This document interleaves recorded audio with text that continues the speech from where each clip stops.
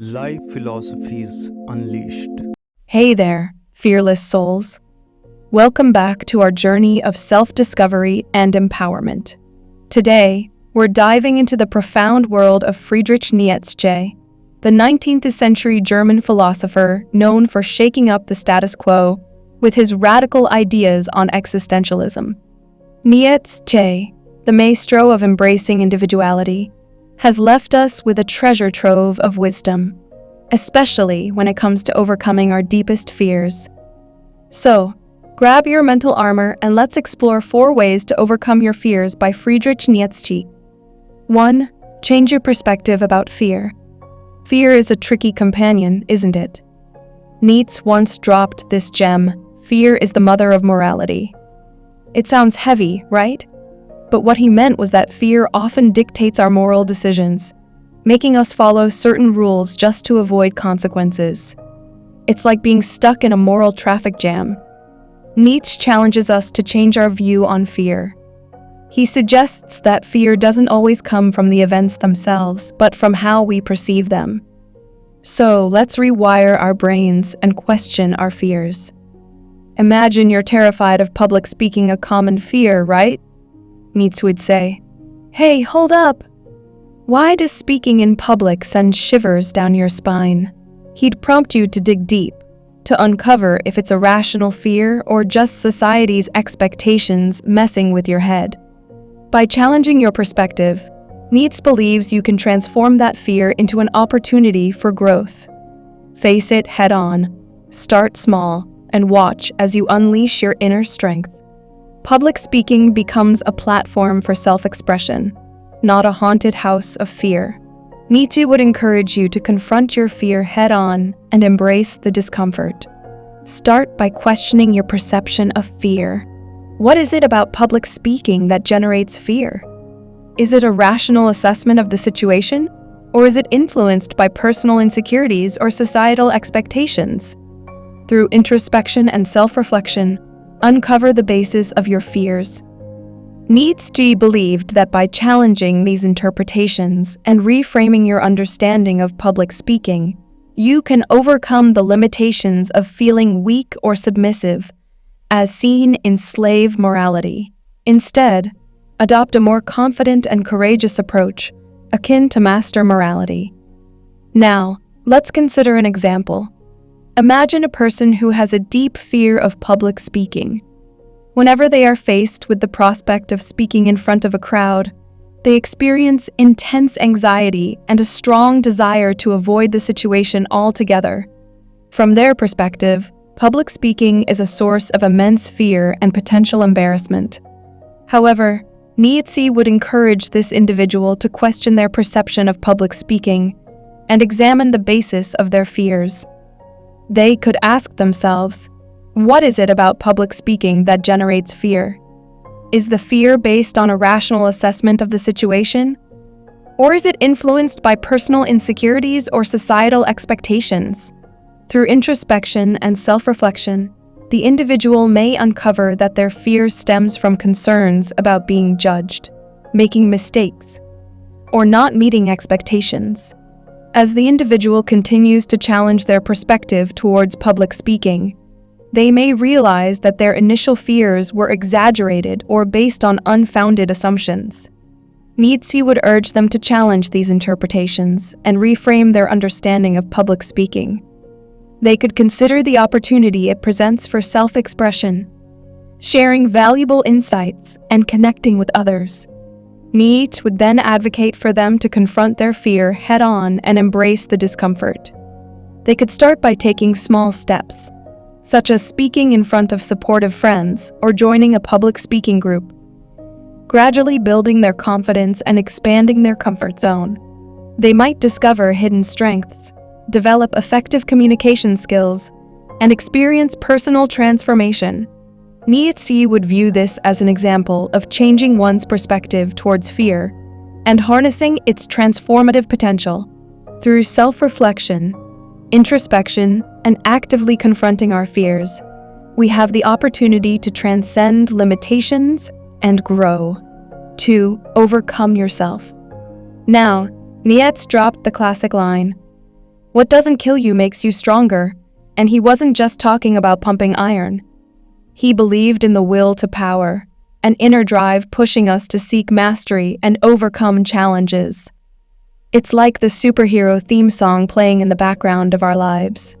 To Nietzsche, facing challenges is like pumping iron for the soul. So let's overcome ourselves. Let's imagine someone afraid of being vulnerable, finding it hard to connect with others. Nietzsche's advice? Dive into the will to power gym. Start by understanding why you fear vulnerability. Open up bit by bit, share your thoughts, and build trust. Be a good listener, connect with like-minded souls, and engage in activities you love. By embracing the will to power in relationships, you're flexing those emotional muscles.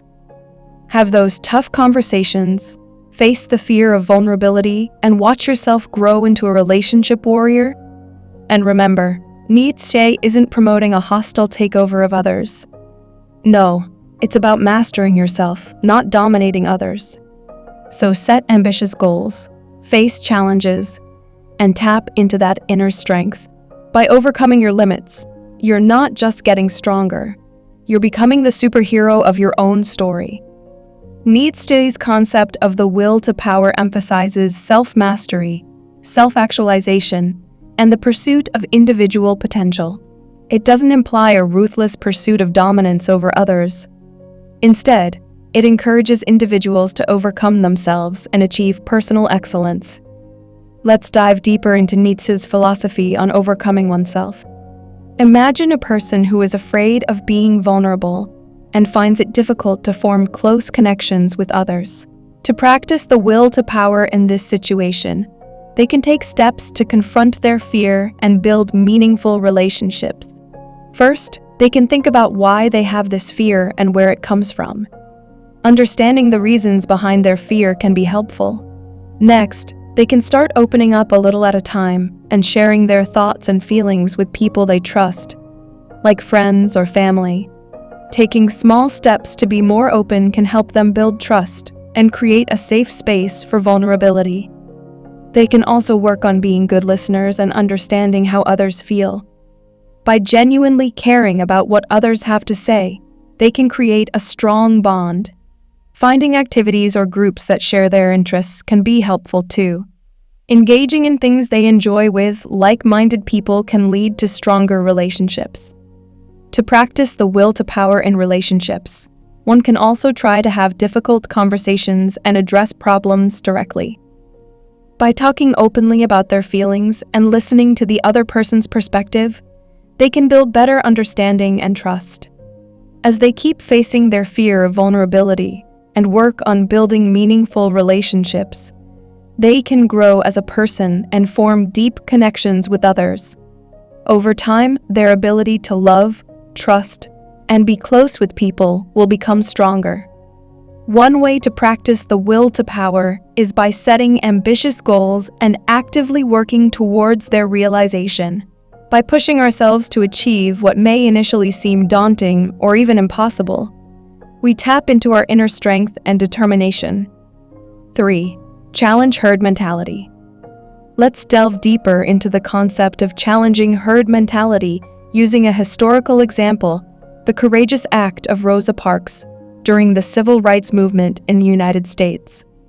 In the 1950s, racial segregation was deeply entrenched in American society, particularly in the southern states. Laws enforced separate facilities for Black and white citizens, including segregated seating on buses.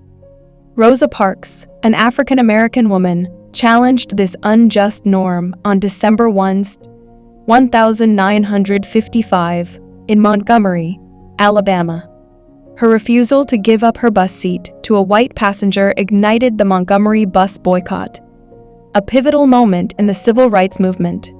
Rosa Parks stood alone against the prevailing herd mentality that accepted racial segregation. Nietzsche would celebrate Rosa Parks as an extraordinary individual who refused to conform to the herd instinct driven by fear and the desire for acceptance. Her act of civil disobedience showcased the power of embracing one's values and ambitions. even when faced with societal norms. Parks questioned the unjust norms, challenged the herd mentality, and became an icon of resistance against racial oppression.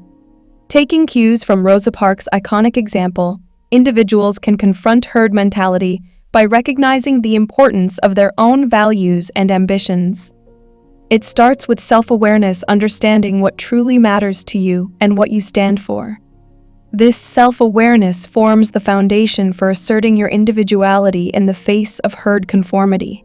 To challenge herd mentality, one must not accept things blindly or conform simply because everyone else does it. Ask critical questions, seek alternative perspectives, and be open to exploring new ideas. Nietzsche would applaud this intellectual independence as a crucial step towards breaking away from the herd. Breaking away from the herd requires courage. Recognize that going against the grain might invite criticism or rejection, but understand that staying true to yourself is worth the risk. Nietzsche believed that true individuality involves finding strength in your convictions and being prepared to stand up for what you believe in.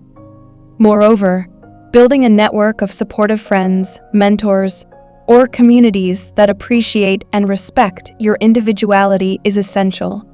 Surround yourself with like-minded individuals who encourage your growth and provide constructive feedback. By living authentically and embracing your individuality, you can inspire others to do the same, challenging the herd mentality collectively. In conclusion, Nietzsche's philosophy encourages individuals to challenge herd mentality by recognizing the importance of their values, questioning prevailing norms, seeking alternative perspectives, and embracing their unique individuality. By breaking away from the herd, individuals contribute to positive change, fostering personal growth and fulfillment. 4. Embrace your fate. All right, fearless explorers, let's dive into Nietzsche's mantra for life, amor fati, or love your fate, which is in fact your life. Nietzsche himself faced a plethora of physical and mental challenges, yet he didn't see them as roadblocks. Instead, he embraced his circumstances and used them as stepping stones to create his most brilliant works. So picture this. You're a passionate musician navigating the tumultuous waves of the music industry. Rejections, unsuccessful performances, and artistic disappointments, it's all part of the journey. Nietzsche's advice? Love your fate. Each setback is a note in the symphony of your growth.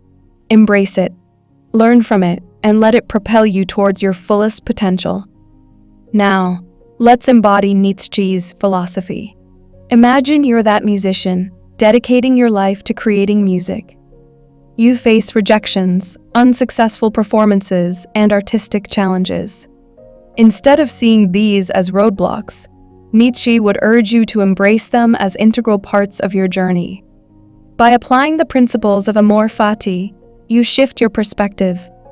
Failures become valuable lessons, guiding you towards growth and resilience. Nietzsche believed that true strength lies in accepting and loving every aspect of your life, both positive and negative. The musician, inspired by amor fati, understands that setbacks contribute to personal and artistic growth. Rather than dwelling on what went wrong, they focus on improving their musical skills, refining their creative process, and adapting their approach. In the fearless spirit of amor fati, the musician refuses to let the fear of failure hinder their journey. They see setbacks not as obstacles, but as opportunities for transformation. By embracing their fate, they become architects of their own success, using the power of their experiences to drive personal and artistic growth. The journey of life is far from a smooth ride.